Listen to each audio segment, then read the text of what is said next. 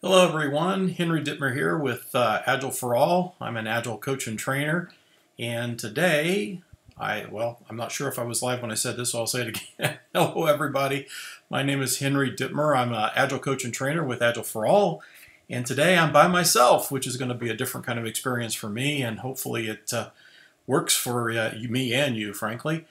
I thought I'd talk today about what it means to be a coach. You notice I introduced myself as both a coach and a trainer. There are actually two very different methods by which we help clients with Agile. And so I thought we'd talk about coaching today because a lot of people have a misconception about coaching or aren't exactly sure what is coaching and why would I look for coaching. So I thought we'd talk about that. Let me first of all give you a very, very high-level view of the difference between coaching and training. And the way to think about this is that there is a set of things that people can do to provide knowledge to people, to provide content, to provide information. And most consultants, most trainers out there, that is what they do for a living. They have a set of information they want to provide to you, and they do that through either a training class. Consulting generally is considered to be somebody who has looked at the industry and decided the best way to do something. They come in and share that with you. Or they, you might hire a mentor, somebody who's been there before, and you can ask them what their experiences were and what they learned from those experiences. And that's all very good. I mean, that's necessary, obviously, when you don't know something and you're starting on that kind of a journey, like Agile, right? So a lot of people aren't exactly sure what is Agile, what is Scrum, how do you do it, why are we doing it, that kind of information. So you would look for somebody who is a trainer, mentor, consultant, other type of roles, but always think about them as delivering content or knowledge, right? A coach is on the other side of this, and a coach is actually a person who uses a process, whether it's a coaching process or perhaps a facilitation process, to help you discover that you actually have the answer yourself. I don't provide content. I actually create a process, I create a container, I can create an environment in which you're able to reflect and look at the information you already have, the knowledge you already have from training, and synthesize that in a way that you go, oh, I know how to go do that. I know what my problem is, or I know what I should do differently. So we differentiate those two but very differently. Content, knowledge-oriented versus a process wherein which the content is actually held by the client. And there is a very strong belief as a coach that the client really does have the information necessary to solve their own problems. And so I want to kind of stay away from providing content to the degree I can do that. So an example of a process, because people say, well, I can understand content knowledge, but you keep saying process around coaching. So a process, let me give you an example of that. If I were to come in as a coach in your organization, I might either do professional coaching type of things, or I might do facilitation. Most people have had an experience with a professional facilitator, or at least are aware of professional facilitators. These folks really don't need to know the content. They don't need to know what it is we're going to be talking about because they're helping us with the process of having a solid meeting. So things like, is it clear that everybody in the room understands why we're here? Is it clear about what a success might look like? What's the outcome of this meeting? Is it clear that everybody is getting an opportunity to contribute to the discussion? Am I using techniques to make sure that that happens? Am I asking for silence at times, or am I making sure that everybody's being polled? Am I following a process that's a kind of good form in a meeting, for example, where the topic is introduced, we open up the discussion, we keep the discussion open long enough that we actually can get some creativity and innovation out of it, and then ultimately we're going to have to close down the meeting and come to some kind of conclusion. So a facilitator is someone who guides, who facilitates, who just kind of helps the folks in the meeting with the overall process and flow of it in order for them, the people in the meeting, to come up with a solution. And I don't have to know the content to do that. Now I might know the content, and they may help me a little bit. I know when we're going into the weeds, or maybe when we're closing down too early, and that kind of stuff. It could be a hindrance to me as well, because I might know too much to and feel this urge to participate. And so I kind of step out of this facilitation role, and all of a sudden I'm providing content or knowledge into the discussion. But a good facilitator, professional facilitator, has techniques to manage their own self to keep in that facilitation space. So that's a process. That's people that kind of recognize that. Coaching is a little different. It's a different kind of process, and it's a little harder for people to kind of grasp.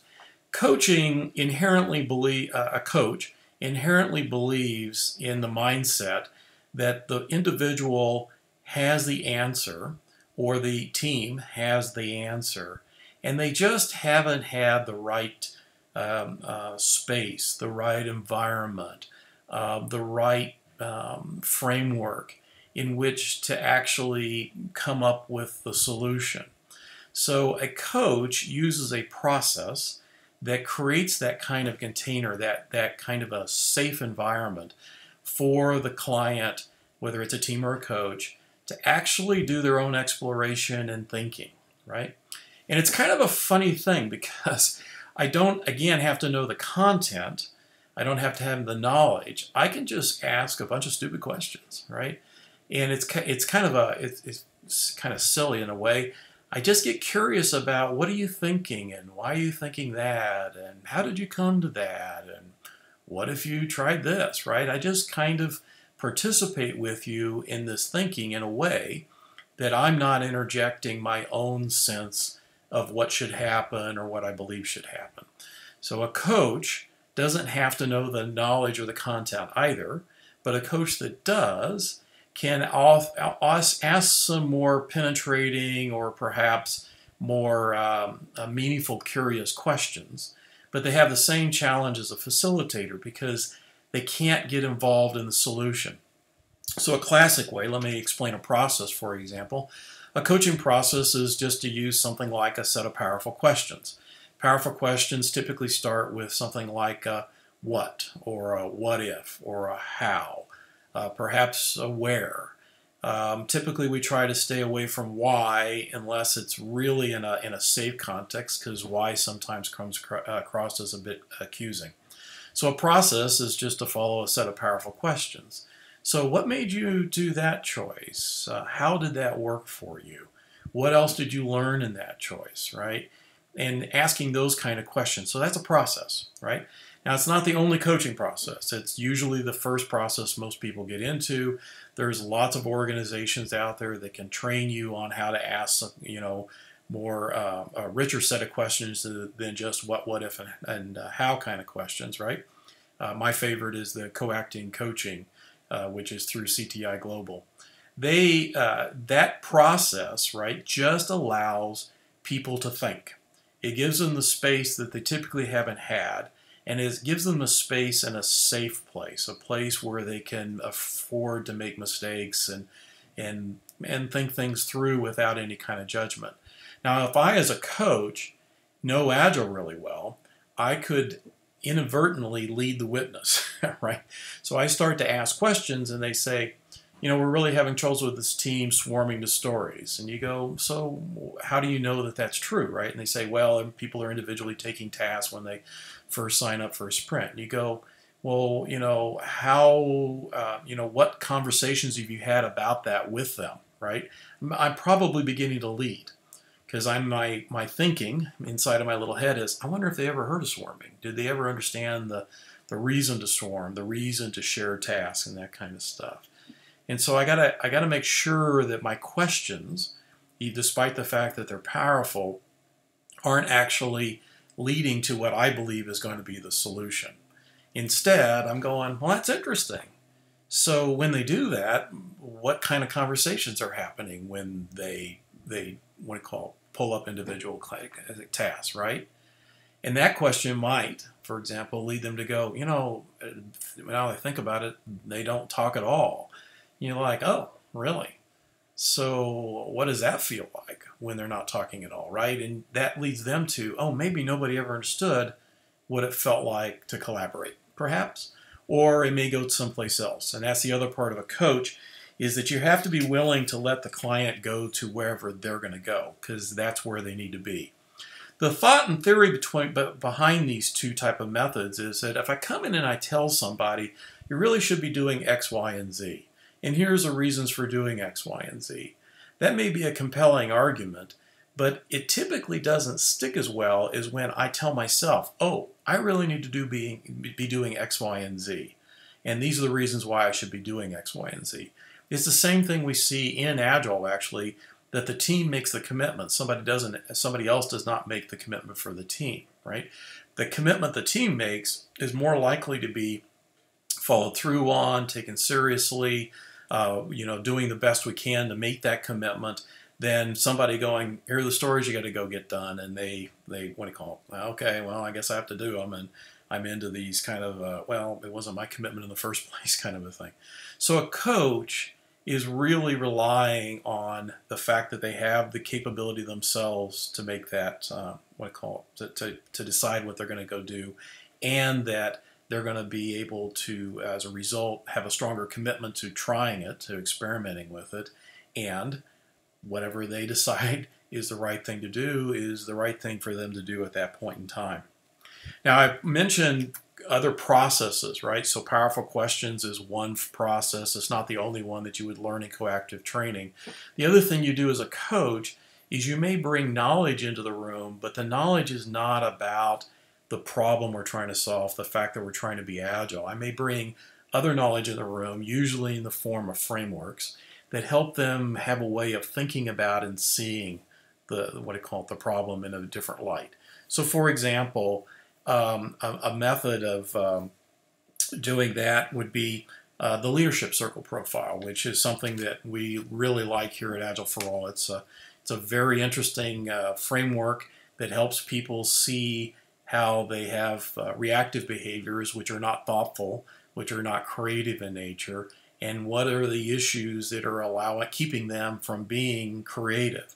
And so it creates a framework that creates a set of labels, and labels aren't a bad word, but a set of characteristics, set of behaviors about a reactive behavior or reactive method of leading, or a reactive method of actually collaborating together, that actually prevents us from being creative.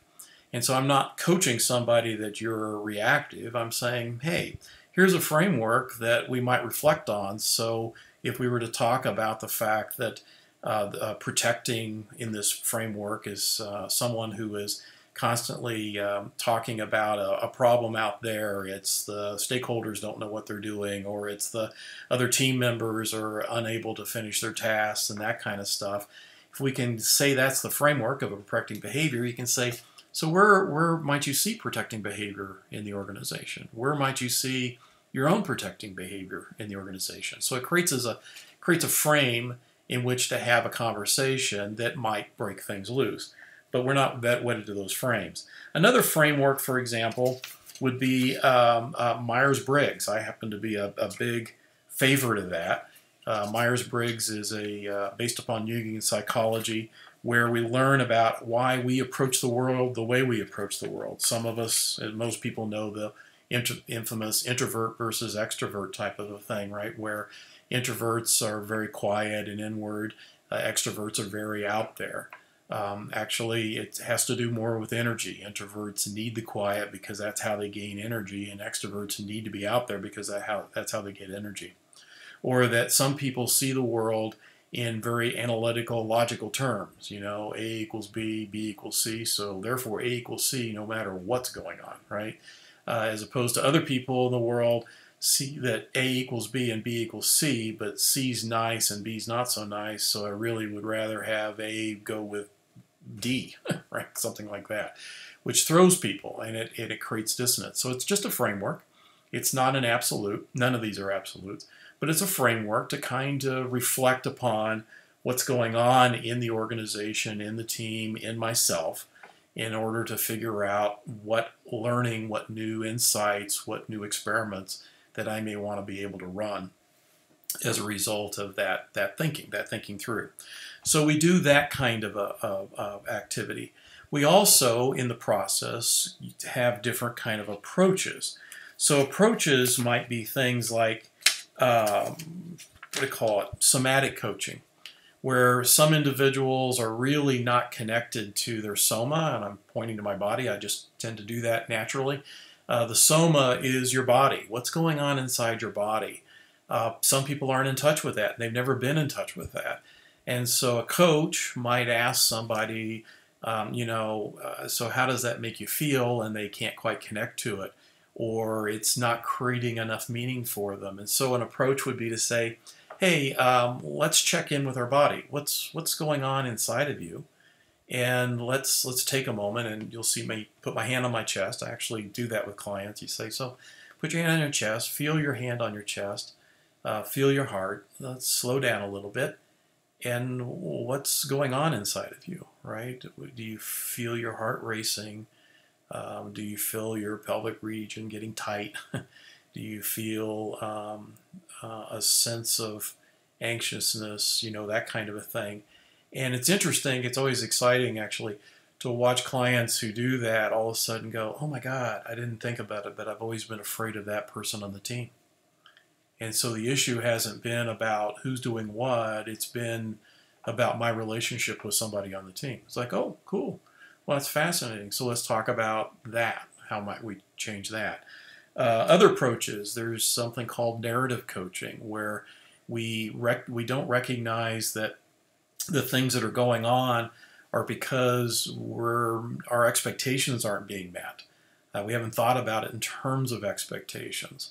So if you start thinking about it in terms of expectations, there might be more information for the team or the individual to go, oh, I never thought about the fact that we really kind of expected the planning meetings to never have an argument, right? In the middle of planning meetings, it's all just about how, so why would we be having any conflict in a planning meeting?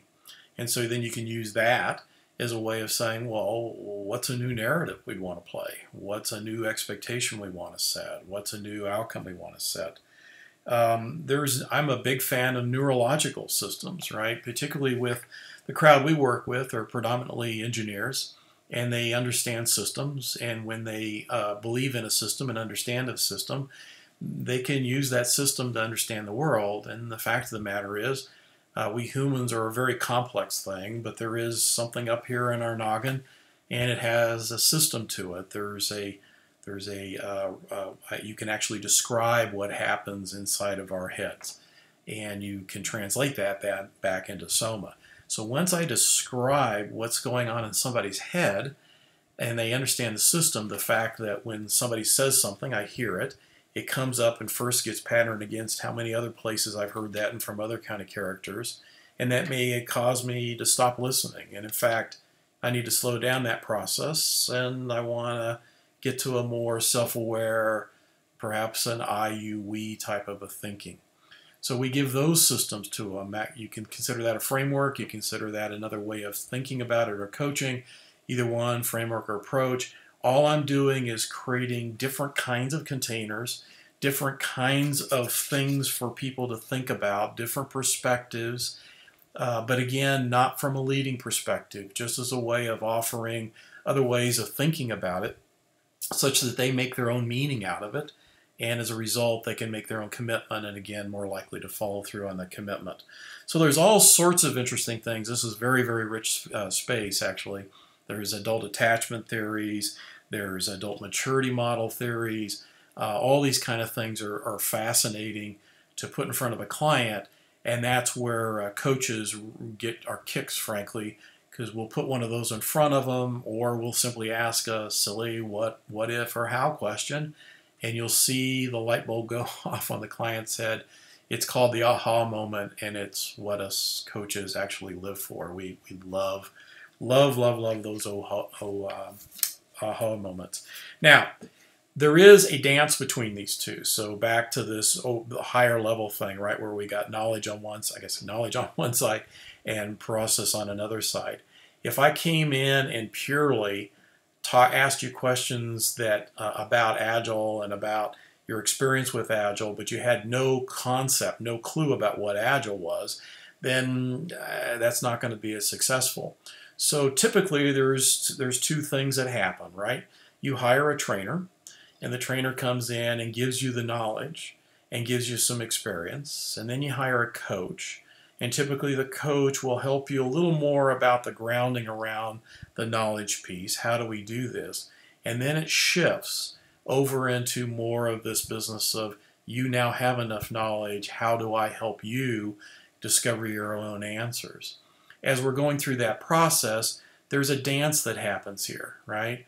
So I may get so far in the coaching and realize, you know what, we either, for whatever reason, totally misunderstood or don't have a piece of information. And so it's called a dance, or at least I was trained it was a dance, that you move back over to the knowledge saying, hey, if you recall, Scrum expected an empirical process here where we're going to inspect and adapt based upon transparent information. Are we doing that, right? And now you go back to, so how does that show up? And when you think about inspecting from a transparent perspective, is there something that comes up in your SOMA system, right?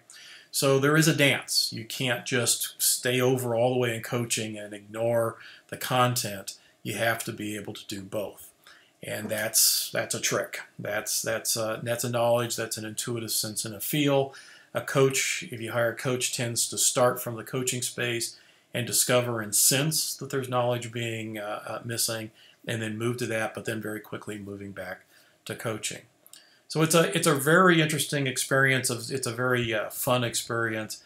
It actually builds relationships. It's interesting. The first time I saw a coaching demonstration, I was struck by how it started off kind of mechanical. So tell me what's going on for you, and oh, tell me about that, and it felt programmed.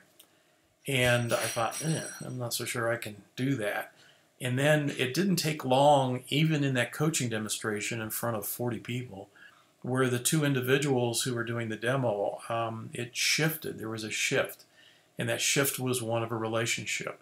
And that's another huge reward in being a coach, is you're now starting to build more and more relationships that are based upon some very significant things for the individual.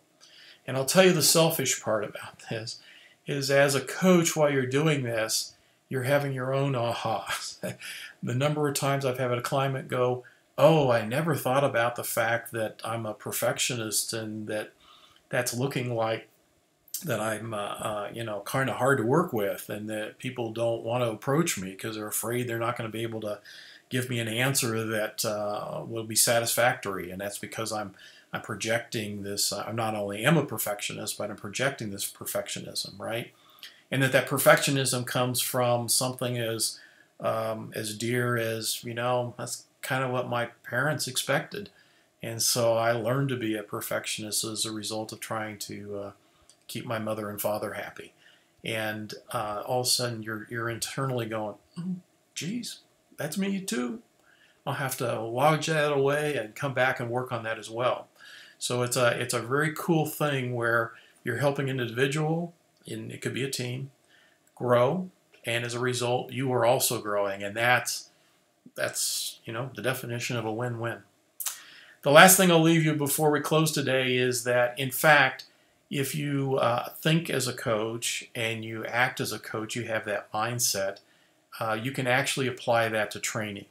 And in fact, that's something that we very dearly embrace here at Agile for All, and it's through the technique of training from the back of the room. Sharon Bowman wrote a book called Training from the Back of the Room. It has all sorts of techniques. It's based upon neurology, which turns this geek on, as to how you would do training in a way that is more sticking. Big and parcel to that is actually to deliver the training with a coaching mindset. So as opposed to just sitting there and putting a PowerPoint slide up and saying you should do this and this and this and this, we create a container or an experience, we create a framework, we create a set of approaches that gets you to go, oh, I really should be doing this and this and this and this, and therefore the training is more likely to stick. So it's a full circle for us, but for yours truly, I love the coaching thing. And then one other thing is to tell you is, I've mentioned a couple times, this can be applied to individuals or it can also be applied to teams. It's really interesting when you, as a coach, there's something called organization and relationship systems coaching, big bunch of words, kind of concatenated into ORSC, O-R-S-C. It's from a company called CR Global, where you start looking at the team not as a set of individuals, but as a team, as an entity. To give you a sense of what that looks like, I'm sure most of us have had an experience growing up where there was a family in the neighborhood or in the social system we were in that we talked about, and people would talk about them as the Joneses. You know, the Joneses are these cool people, that cool family, a family that always seems to be having fun over there. There's always an activity going on over there. They're always together, right? Unfortunately, we could also describe some families we probably described as a Smith. Identity has its own personality. And high-performance teams cultivate the Joneses, and they address the issues of the Smiths, and they do that very directly. And a coach, when we're coaching individuals, it's about the individual. When we're coaching the team, it's about the individuals, the team, and that overarching system. So those are some really cool teams. They become a fierce system that just really blows through work and has an incredibly good time in doing it. So there. Hope that helps you with some idea what coaching is about and a little differentiation from training and mentoring. And I'm welcome any questions that you might have. Have a good rest of your day or your evening, wherever you're at. Thank you.